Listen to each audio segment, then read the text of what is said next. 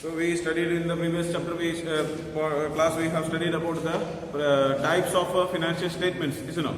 So there are basically three types of financial statements are there, and first one is the balance sheet, then profit and loss account, and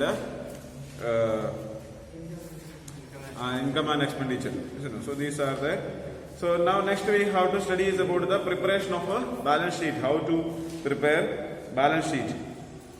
Balance sheet, statement of a profit and loss account, notes to account. One more is there that is connected to this one, balance sheet and notes to account we will be adding, and cash flow statements. These are okay. So we studied about balance sheet. What is the balance sheet? And we also saw that like the performer of balance sheet is there. So this is the format of a balance sheet that we have to prepare. Okay. Okay, so here there are equities and liabilities, and other downside there are assets also. So such a way this will be there. So that format is given there. So first we have to say first we have to study about some general instructions for the preparation of balance sheet. Is it there in your book? Huh? Okay, so first we have to study how to prepare balance sheet, and some general informations are there. Okay, so format of balance sheet is already given there. It is given in your NCERT book also. It is there, format of that, how the balance sheet should be there. Okay, so after that it is given some general instructions related to preparation of balance sheet, how to prepare the balance sheet.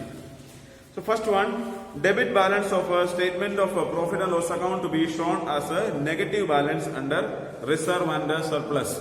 So like when you are calculating this profit and loss account, when you make a profit and loss account, if profit and loss account is showing debit balance, then that should be shown as a negative balance under reserve and surplus. It should be shown as a minus in the reserve and surplus. Then next one is about the treatment of miscellaneous expenditures. So there are some miscellaneous expenditure. As per accounting statement 16, borrowing cost and discount or premium on redemption relating to borrowings could be amortized over loan period. Further, share issue expenses, underwriting commission, discount on shares, discount premium on borrowings, etc. being a special nature items are excluded from the scope of AS 26 intangible assets. These items can be amortized over the period of benefit, normally 3 to 5 years. So if this type of things are there, that we can remove or we can avoid these things. The Institute of Chartered Accountants of India suggested that unamortized portion of above mentioned expenses should be shown on the asset side of the balance sheet, and unamortized expenses under the head other current and non-current assets, depending on where. So all these details are given.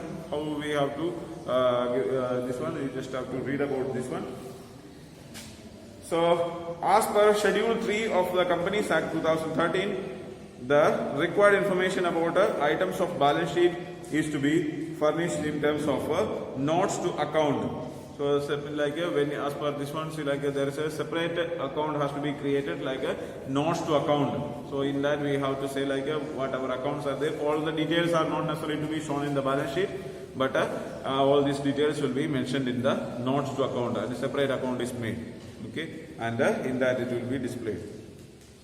If a balance sheet is to be prepared, for example, on 31st March 2018, then the date of balance sheet will be stated as at 31st March 2018. So when we have to say on the top of this one, we have to show like here name of the company, like XYZ company, whatever may be the name of the company that we have to mention on top, and balance sheet. Then as at date, whatever may be the date, on which date we are supposed to prepare the balance sheet, that date as at, and the date has to be mentioned. Okay, and not as on. Earlier as on was used, but now this is not there, as at. This is because the word on refers to the period of one day, whereas the word at refers to a particular point of time. Since the balance sheet is prepared to present the financial position of the enterprise at a particular point of time. The word at should be used instead of on. So the earlier as on was used. You know, balance sheet when we are preparing, as on it was there. But as on, as at is used means at that particular moment, at this time. Okay, exactly on that particular moment. So here, so like it is a point of time, representing a point of time. So for that we are using this one. Okay. Then next we have to study is about a different, like we have seen in that there are different contents are there. So all these contents are different parts of that. So how we have to treat these things that we will study. So first one, equity and liability is part of the balance sheet. Okay, so in the first top part is there, equities and liabilities. Equity and liability part of the balance sheet. First one it is there. It must be noted that only the required information as laid down by the Schedule 3 of the Companies Act 2013 will be shown on the face of the balance sheet. Other details, disclosures regarding any item will be shown under notes to account. So, as per the details, only the things which is necessary to be shown only will be shown on the balance sheet. Okay, all other calculations and other type of things are shown on a separate sheet called a notes to accounts. Okay, so there are two accounts will be made, balance sheet will be made, and along with that supporting document like there is a notes to account is made. Okay, so like if a total capital, how much is the total capital, that will be displayed on the balance sheet, and how much of this total capital is there, how we got this capital, all this information, the sub points and so on, all the details will be shown in another account called a notes to accounts. Okay, that another format will be used for that. The equity and liability part of the balance sheet represents liability of the company due to two major parties, the shareholders and other external parties. The shareholders' funds consist of the share capital, reserves and surplus and money received against share warrants. So here when you see like first topic, here we can say shareholders' fund. There are three things there. You know, so there are first one is share capital, reserve and surplus, then money received against share warrants. So three contents are there in that. So first we study how this shareholders fund is to be treated and what are the different contents of that. So first one is share capital. Share capital means the capital raised by the company by issue and subscription of shares. Shareholders are the persons to whom the shares are allotted. So the share capital you are familiar, isn't it? So total amount of shares, how much number of shares have been issued by the company and money has been collected. So that is the share capital. The following are some of the main points to be kept in mind with regard to the share capital. There are some things we have to understand about the share capital. There are different parts of the share capital is there. First one is authorized share capital. Authorized share capital represents the maximum value of securities that a company can legally issue. Details regarding the maximum number of securities are mentioned in the Memorandum of Association upon the incorporation of a company. The securities issued are of two classes, the equity shares and the preference shares.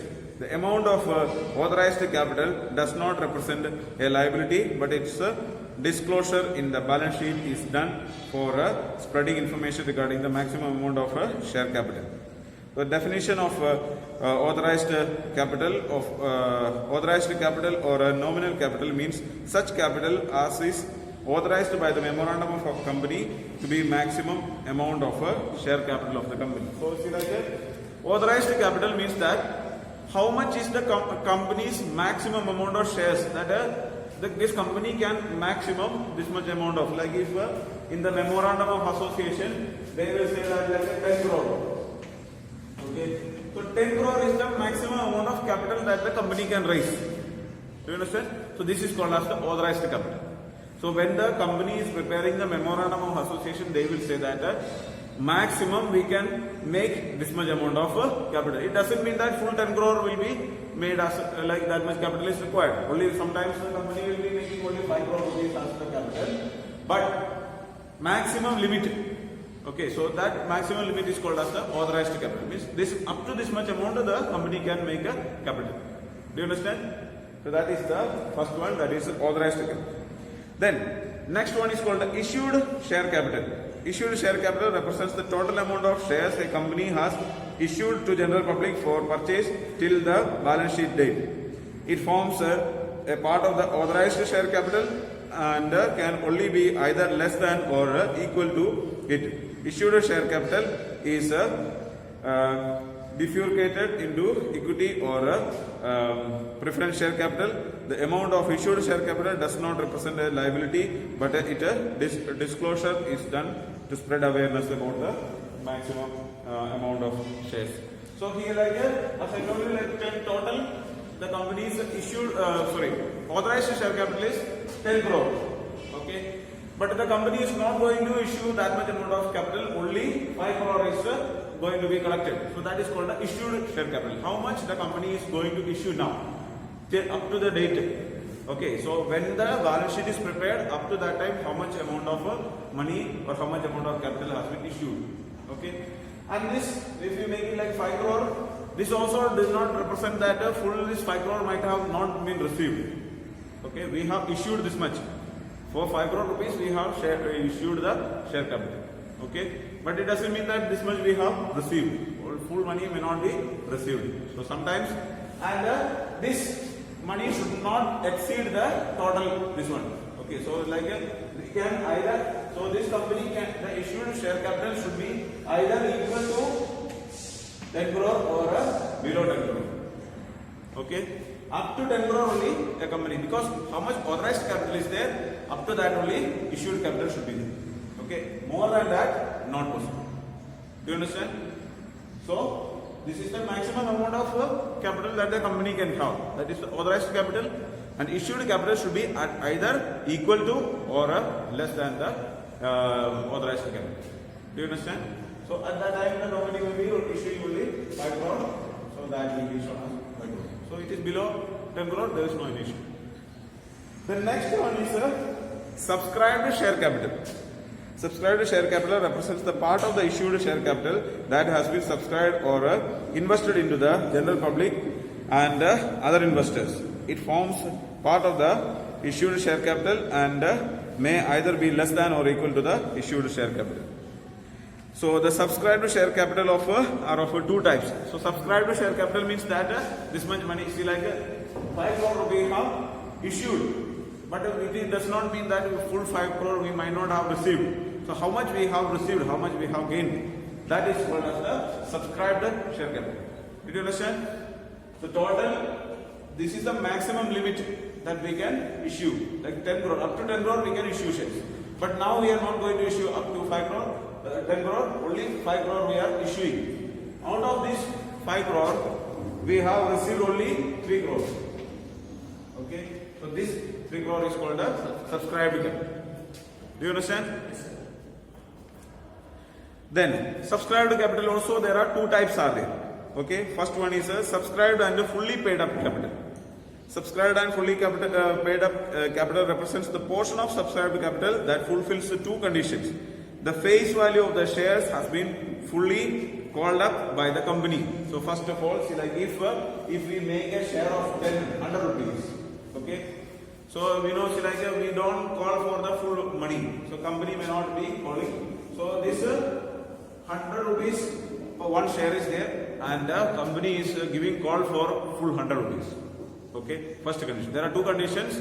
Subscribed and fully paid up capital means 100 rupees is the value of the share, and the company is called for 100 rupees. It means company is giving information to the shareholders and you have to pay full 100 rupees. Okay. And second condition is that the shareholders have fully paid the amount. Okay. So 100 rupees required, company requested for 100 rupees and the shareholders have paid full money. Okay. So then this means that subscribed and fully paid up capital. Means that their company demanded for 100 rupees and shareholders gave 100 rupees. So there is no any. So that means fully paid up. Do you understand? Full money has been paid. And to the total amount of number of shares, like if 10,000 shares are there. So for 10,000 shares, we have issued for 100 rupees each and called for 100 rupees and all 10,000 has paid. Then we can say that 10,000 shares into 100 rupees fully paid up capital is there. Subscribed and fully paid up capital. Okay. So here there is an example shown there like a 10,000 equity shares of 100 each Total 10 lakh rupees collected. So that means subscribed and fully paid up capital will be there. Then subscribed but not fully paid up. There are two situations in which shares are subscribed but not fully paid up. These have been discussed in detail below. Non-payment of calls. This represents the situation when the company has called up the entire nominal value of the share, but the shareholders has defaulted in the payment of a call. So sometimes like if 100 rupees shares, so like 10,000 shares of 100 rupees each, the company has called, but only 6,000 shares fully paid. Remaining 4,000 did not pay. Full money they did not pay.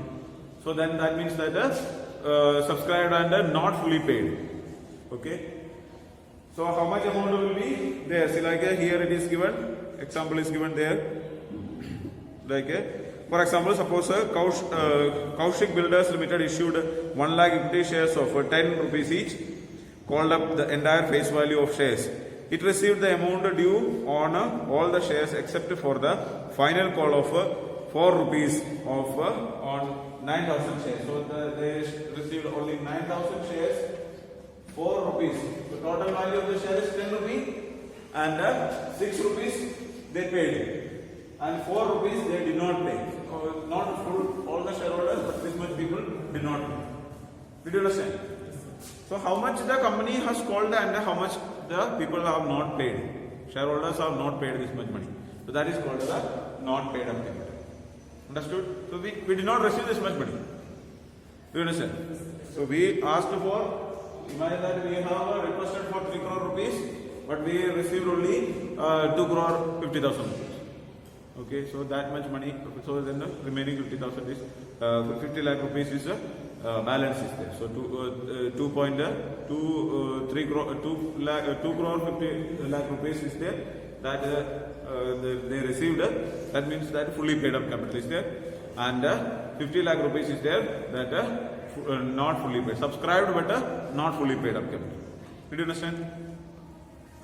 Or not fully called up. This represents the situation when the company has not entirely called up the nominal value of the shares. For example, suppose Lakshmi Cement Limited issued 50,000 shares of 100 each, but has called up only 60 and the final call of rupees 40 is due. So some companies may not call full money. Like if 100 rupees value is there, so they called only for 60 rupees. Means they requested the shareholders to pay only 60 rupees. Okay, and the final call, first call, second call, like that they will be calling. So at that time they have to pay. So for this one they called only for 60 rupees and 40 rupees final call is there, and that is pending. They did not. So in such a situation also fully not paid capital will be there. You understand? Subscribed but not fully paid up. Then next one we have to study is about a called up share capital.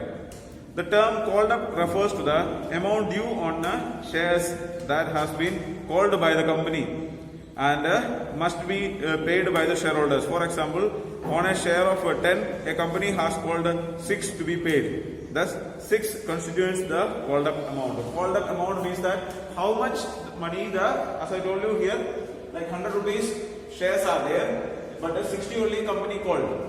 So this is called a called up capital. Means 60 the company has called, 40 did not call. So that will be paid afterwards. So this, if company is requesting for 60 rupees, then the shareholders are supposed to pay this much amount of money. So the money which is necessary by the shareholders to pay, that is called as the called up capital. So it is paid or not paid, that doesn't matter, but company has called for this much rupees. Do you understand? So 60 rupees company has invited or requested the shareholders to pay. So that is the called up capital. Then next one, paid up share capital. The term paid up refers to the amount that the shareholders have actually paid against the called up amount. Such an amount is either less than or equal to the called up amount. Thus I considered in the above example, the called up amount is 6 on the share with a face value of 10 If a shareholder has paid only 4, the paid up amount is 4 against the called up rupees 6. So see, like paid up means the like a total 100 rupees is the share value. Company called for 60 rupees, but the shareholder paid only 40 rupees. Okay, do you understand? So this 40 rupees is called a paid up capital, paid up share capital. Only 40 has paid. Total 100 rupees is there. In that 60 only company called. So that is called up capital, and how much the shareholder has paid, that is paid up capital. Understood? So there is like a paid up share capital is, or a share capital paid up means such aggregate of money credited as paid up as equivalent to the amount received as paid up in respect of shares issued, and also includes any amount credited as paid up in respect of shares of a company, but does not include any other amount received in respect of such shares by whatever name called. Okay, so these are the different type of things that the different contents of the share capital. Okay, now let us see like how the disclosure of a share capital in a balance sheet, how to show this one on the balance sheet. So like so when you are making a balance sheet, see the share capital, reserve and surplus, money received against the share warrants. These many things has to be displayed on the balance sheet. Okay, but there are some other, it's like there is another account is to be made like notes to accounts, like there is like things are given there like notes to account. Below that details are given. Okay, so when like a share capital is to be displayed, full share capital will be there, but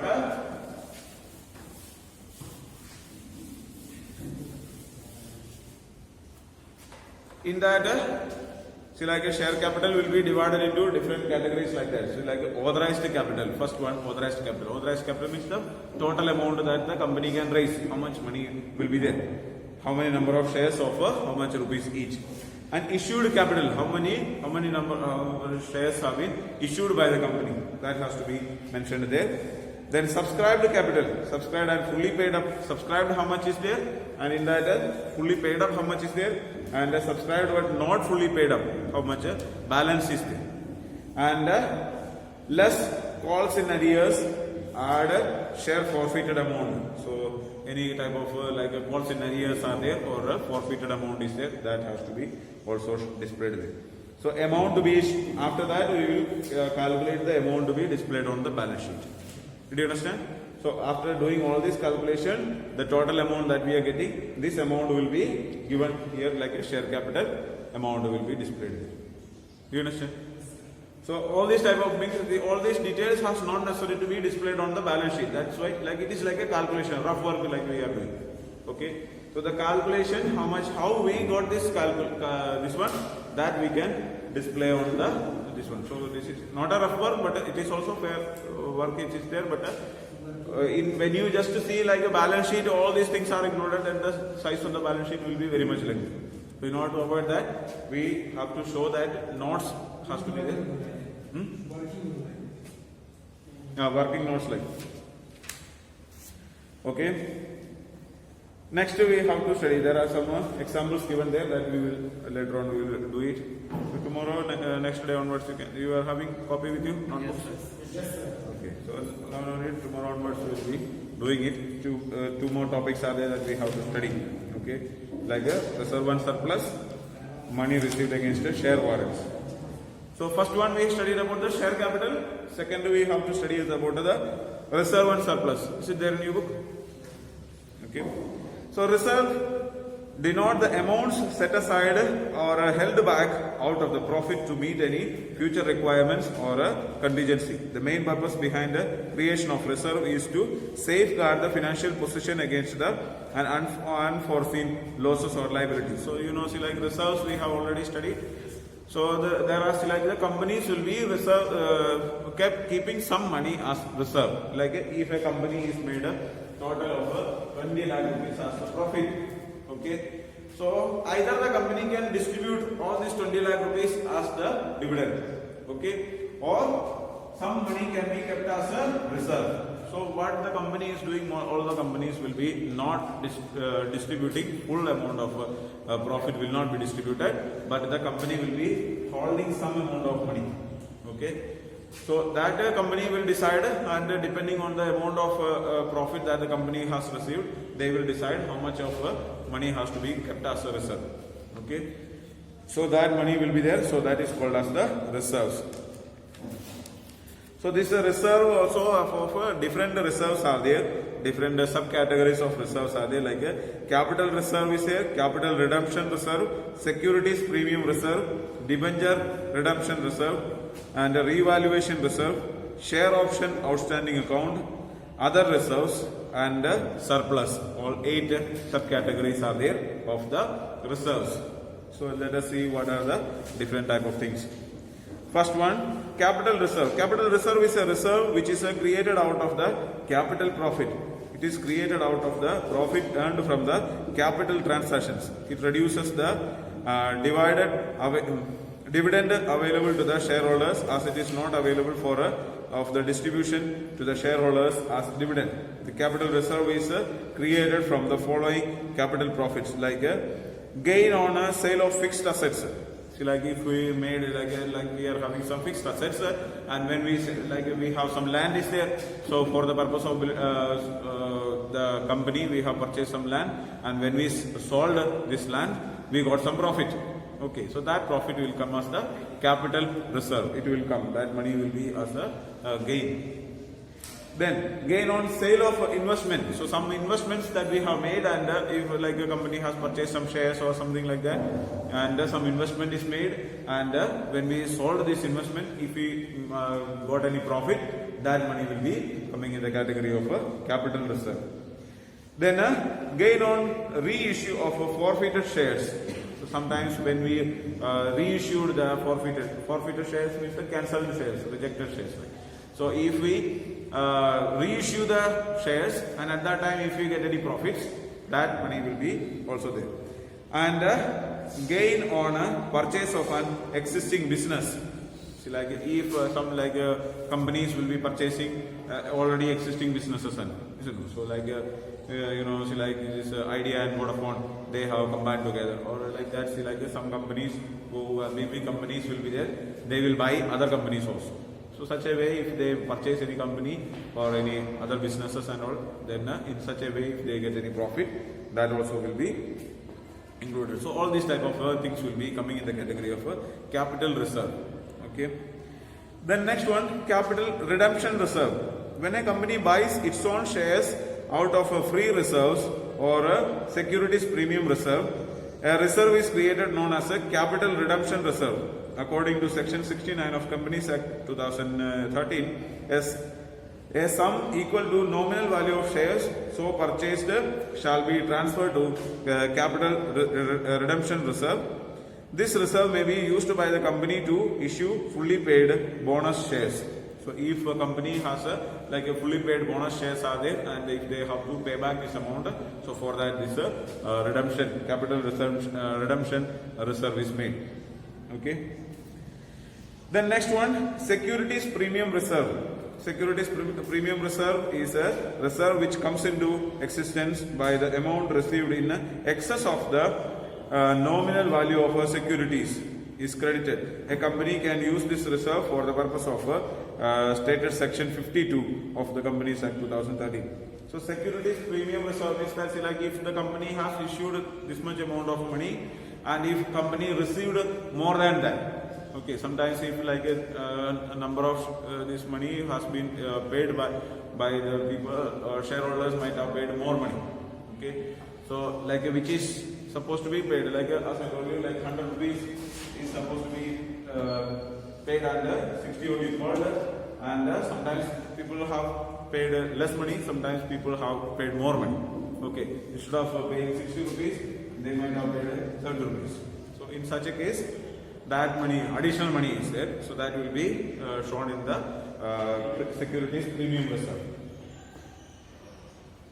Then next one, debenture redemption reserve. Debenture redemption reserves is a reserve which is created by the amount prescribed under section 71 of the Companies Act and related to the rule of the companies rules 2014 by a company before redemption of the debentures commences. In case of partially convertible debentures, DRR is created only for non-convertible portion of debentures.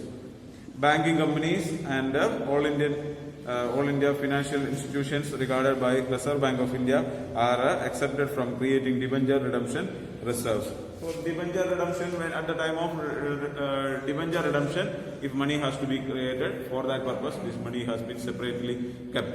Okay, so that is called as the redemption debenture redemption reserve. Understood?